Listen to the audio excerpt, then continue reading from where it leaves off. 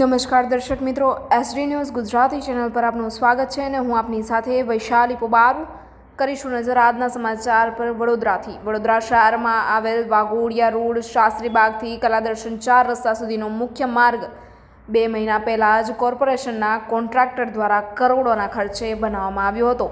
સ્થાનિક રહીશો દ્વારા જણાવ્યું હતું કે આ રોડ પર અનેક સ્કૂલ, ટ્યુશન ક્લાસીસ તેમજ સિનિયર સિટીઝનની અવરજવર હોય છે।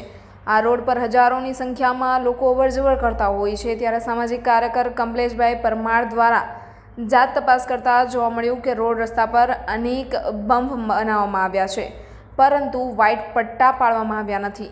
સાથે જ ડ્રેનેજ અને વરસાદી ગટરની આજુબાજુમાં રોડના પેચ ઉખડી ગયા છે, ઊંડા ખાડા પડ્યા છે, રાહદારીઓને અકસ્માતનો ભય રહે છે।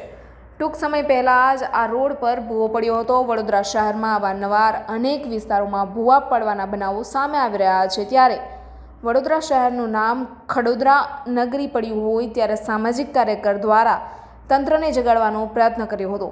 2 મહિનાની અંદર જ રોડનું કાર્પેટ ઉખડી જાય ત્યારે હલકી ગુણવત્તાનું મટીરિયલ વાપરવામાં આવ્યું હોય તેવી શંકાઓ સેવાઈ રહી છે। આવા કોન્ટ્રાક્ટરોને બ્લેકલિસ્ટ કરવા જોઈએ અને અધિકારીઓને સસ્પેન્ડ કરવા જોઈએ। સાથે જ વડોદરા શહેરના municipal commissioner Shri, mayor Shri, chairman Shri દ્વારા જાત તપાસ કરવામાં આવે અને કાયદાકીય કાર્યવાહી કરવામાં આવે તેવી માંગ પણ કરવામાં આવી હતી। Reporter Jayesh Prajapati, SD news Gujarati, Vadodara. Vadodara શહેરમાં આવેલ વાઘોડિયા રોડ પર જે કહેવાય છે કે શાસ્ત્રીબાગથી કલાદર્શન 4 રસ્તા જવાનો જે મુખ્ય માર્ગ છે, આ રોડ 2 મહિના પહેલાં જ બનાવવામાં આવ્યો હતો, પરંતુ કંઈક ને કંઈક વડોદરા શહેરના જે કહેવાય છે કે થર્ડ પાર્ટી ઇન્સ્પેક્શનની નિષ્કાળજી હોય છે। અવારનવાર વડોદરા શહેરની અંદર ભૂવા ખાડા પડી રહ્યા છે।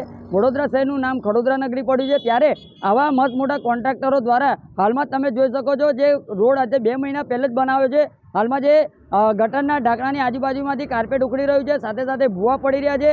જે બમ્પ છે, આ બમ્પ પર કોઈ પણ જાતના પટ્ટા પાડવામાં નથી આવ્યા। એટલે ખાસ કરીને કરોડો રૂપિયા, લાખો રૂપિયાનો જ્યારે રોડ મંજૂર કરવામાં આવતો હોય, પરંતુ થર્ડ પાર્ટી ઇન્સ્પેક્શન જે કરવામાં આવે છે એ થર્ડ પાર્ટી ઇન્સ્પેક્શન બરાબર રહેતું નથી। અને આ રોડ પર સ્કૂલો પણ આવેલી છે, ટ્યુશન ક્લાસીસ આવેલા છે, સિનિયર સિટીઝનોની અવરજવર હોય છે, અને જ્યારે હજારોની સંખ્યામાં લોકોની અવરજવર હોય, બમ્પ પર પટ્ટા ના પાડ્યા હોય, તો આવા કોન્ટ્રાક્ટરોને કહેવાય છે કે બ્લેકલિસ્ટ કરવા જોઈએ, સાથે સાથે અધિકારીઓને સસ્પેન્ડ કરવા જોઈએ। કારણ કે જ્યારે થર્ડ પાર્ટી ઇન્સ્પેક્શન કરવામાં આવતું હોય તો તમામ રોડની તપાસની ચકાસણી કરવાની હોય છે, પરંતુ હાલમાં કંઈક ને કંઈક ટકાવારીના કારણે આ રોડ પર જે નિરીક્ષણ કરવામાં નથી આવ્યું તેવું પણ અમને લાગી રહ્યું છે। હાલમાં જે કહેવાય છે કે ગટરોના ઢાંકણા ઊંચા નીચા જોવા મળી રહ્યા છે, એટલે આવા કોન્ટ્રાક્ટરો પર વિજિલન્સ તપાસ થવી જોઈએ। સાથે સાથે જે પણ અધિકારીઓ છે, આ અધિકારીઓને તાત્કાલિક ધોરણે સસ્પેન્ડ કરવા જોઈએ તેવી અમારી માંગ છે।